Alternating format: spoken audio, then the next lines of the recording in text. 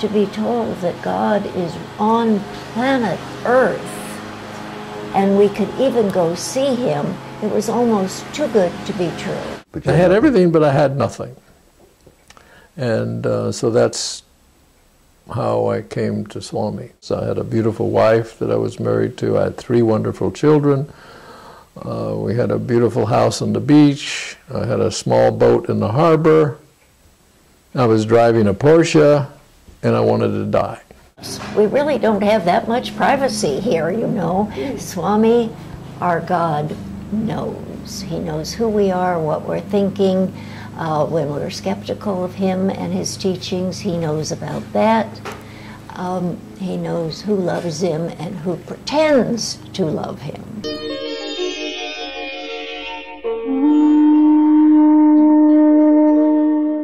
After 35 years of knowing him and dozens of visits to be with Indian holy man Sri Satya Sai Baba, Barbara and Bob Bozzani have learned countless lessons about life and beyond. Welcome to Souljourns. This interview was recorded in Pasadena, California in October 2009. I'm going to start with something that I hope doesn't upset you. You're 80 years old. I want to know how your life is different today, knowing Sai Baba, compared to the days before you knew Sai Baba. Well, right now, I've never felt more healthy and more happy. That's a huge difference then. Yes, that's a huge shift. In spite of everything that's happening. I don't feel, if you're supposed to feel 80 years old, I don't feel it, in all honesty. And what do you attribute this to? The love of God and my devotion towards God made the transition. You were raised a good, dutiful Catholic little boy who had the love of God in your heart back in those many decades ago. What's changed? Well, let's take us back to that point, that really I was of a Catholic background because of my mother and father were Italian, but they were not devout Catholics. In fact, my father, who grew up in a Catholic town, was not comfortable with Catholicism, because I remember him saying, he says he never quite understood that why a wealthier town would be the big church, and in a smaller town there would be the struggling people of Catholics, that one not helping the other. And so he grew up he came with that. However, he was totally respectful of any church. In the Catholic, we would have in our house all walks of life. Priests would come and visit with him and all of that. So he was totally respectful. But as far as he just, I guess the simplicity of it was, felt that there was a broader aspect to religion and that they were brought up in. And it sounds like you very much adopted that same outlook about a broader outlook, which yeah, leads me I was fortunate. Which leads me to a primary question. What in this world brought you to the side of Sri Satya Sai Baba? What brought you to him? How did you find out about him? Oh, okay.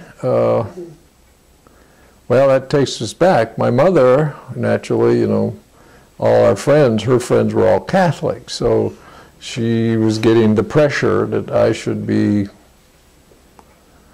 go to catechism or whatever you do, and you know, to find more. So she gave in, and I was in public school, but she asked me to, would you mind going? I said, sure, Mom, it's okay. And up here, not far from where we are today, is the Church of St. Andrews, which is still the primary Catholic church in Pasadena. So I went up there and started going to, I guess it was catechism, I don't really remember. I do know I was 12 or 13 years old. Sisters were beautiful, and it was really very nice. But after the second or third week, very early on, something was mentioned that I didn't feel comfortable with. And at that moment, they were very sweet, the lessons were nice, but they said that they felt that God wouldn't be comfortable if we would go to another church. And very sweetly brought that to my attention. And immediately what happened was 3 questions popped into my mind of doubts, I should say. And I said, if there is a God, that he's got to be for everyone. First question.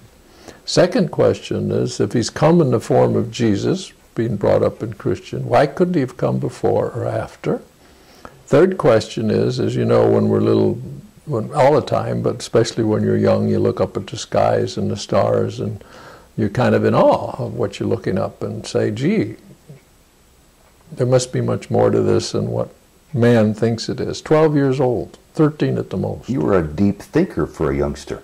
Not really, because what was the next step? I totally forgot that, and it totally went out of my mind. And so I followed the path, I think, of most of us, why we born in the West, of finding happiness, quote unquote, in the world. You know. Did you find it? Things, getting rich, whatever, you know, having fun and doing all of that. That this is true happiness because, oh yes, I forgot one important thing. I had a tremendous fear of death. And the fear of death was, it's over because there's no more fun. I can't enjoy what's given here. That was my fear. That was the fear of death, no more fun, I guess is the simplest way of putting it. So therefore, my path, or whatever we want to call it, I just dove into the world completely to get what you're supposed to do to be happy. I had a good parents who did everything to get me a good education, take care of me. It was a good growing up. And looking back, I wanted to be in business. I didn't, and so eventually I was in business. I had a beautiful wife that I was married to. I had 3 wonderful children. We had a beautiful house on the beach. I had a small boat in the harbor. I was driving a Porsche, and I wanted to die. That simply. I don't like using this word, but I guess I will since I'm here this morning with you. I didn't really think of suicide, but that type of giving up in the mind was there. I didn't really ever consider I was going to do it, but it was that depth of unhappiness that I was. And on the outside, nobody knew it. Even my lovely wife, family, parents, nobody knew how unhappy I was. You had everything, but you I had everything, but I had nothing. And so that's how I came to Swami. Barbara Bozzani, it's such a delight to be able to talk to you about Sri Satya Sai Baba. Bob told me about how he first came to Sai Baba. It was through you. How did you first come to Sai Baba? First of all, Sai Ram, and Sai blessings Ram. to all who might be listening and watching. I was studying Hatha Yoga with a lovely, lovely lady by the name of Indra Devi. Mm-hmm. She became quite well known. She has written yoga books and is well known and respected among yoga devotees and among devotees of Satya Sai Baba, I might mention. And she became, such an important person in my life. I regret to have to say that she is gone now, but she has left her mark in this world by teaching so many of us not only Hatha Yoga, but about Satya Sai Baba. And I used to dream in my reverie. I was awake dreaming when I was a child. And things were kind of tough at home sometimes and a little bit unhappy, and I really didn't have someone to turn to right away. So I pray. I didn't know anything about Satya Sai Baba, but I pray to God, let's make it right, let's make it better. And I didn't even know what it was that I needed to make better.